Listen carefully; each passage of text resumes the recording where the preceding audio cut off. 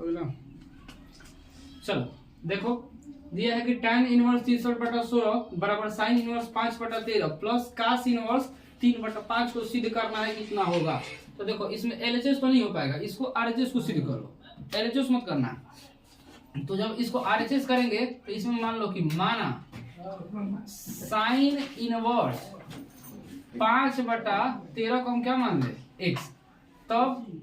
Sign x बराबर कितना हो जाएगा 5/13। अब बटा इसको मान लो, और इसको मान ले कि cos इनवर्स 3/5 बराबर क्या मान लिए y, तो cos y बराबर 3/5। अब देखा जाए आगे,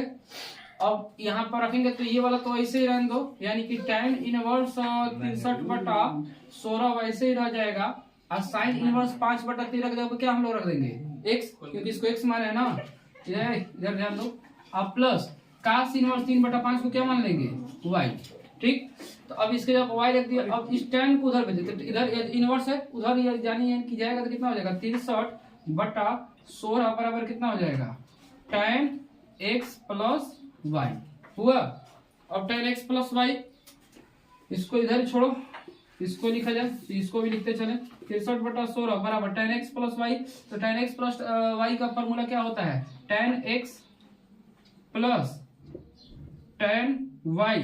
बटा में 1 माइनस tan x इंटू क्या हो जाएगा tan y, ये होगा। तब 63/16 बराबर tan x, देखो अब यहाँ पर tan x का भी मान निकालना पड़ेगा, x के पदों में tan x का मान, तो x के पदों में निकालना है तो tan x का मान, तो ये बताओ sin x बराबर क्या होता है, लंब बटा कोण होता है ना, लंब बटा कोण, और cos x बराबर क्या होता है लंब बटा आधार होता है। तो यहाँ से हमें कोण का मान पता है और लंब का मान पता है, तो आधार का मान क्या होगा कोण स्क्वायर माइनस लंब का स्क्वायर, ठीक। यानी कि 13 का स्क्वायर में से 5 का स्क्वायर घटा दो, 13 का स्क्वायर कितना होगा 169, 169 में से 5 का स्क्वायर 25, 169 में से 25 घटेगा कितना बचेगा 144, 144 किसका है 12 का, यानी कि 12 आधार का मान कितना आ जाएगा 12, और लंब का मान कितना दिया है 5, यानी कि 5/12 किसका आ गया tan x का मान, ठीक। ज्यादा इसको मतलब कि बड़ा नहीं करना, अब इतना छोटा मोटा ये नहीं है कि फिर एक हल करें। अब उसके बाद इसको भी निकाल दो, tan y के पदों में tan y का मान, तो tan y बराबर कितना 3/5, यानी कि cos x बराबर cos थीटा का फॉर्मूला क्या होता है, उसी साइन को लंब बटा लाल बटा का वाला पे कर दो, cos यानी कि आधार बटा कोण होता है ना, और हमें tan का मान यानी कि tan थीटा बराबर क्या होता है लंब बटा आधार होता है ना, तो लंब का मान निकाल, यानी कोण में से आधार को घटा दे, कोण के वर्ग में से आधार के वर्ग को घटाता है, तो कोण का वर्ग यानी 5 का स्क्वायर 25, 3 का स्क्वायर 9, 25 में से 9 गया 16, 16 किसका है 4 का, यानी कितना आ जाएगा 4/5 आ गया, ओहो 4/3 आ गया। ये ज्यादा मेहनत भी नहीं पड़ा, उतना जो है कलम का उठाने की जरूरत नहीं है, सीधा अब यहाँ पर आओ, तो tan x का मान अब यहाँ पर निकल गया कितना आ गया 5/12 प्लस tan y का मान 4/3 बटा में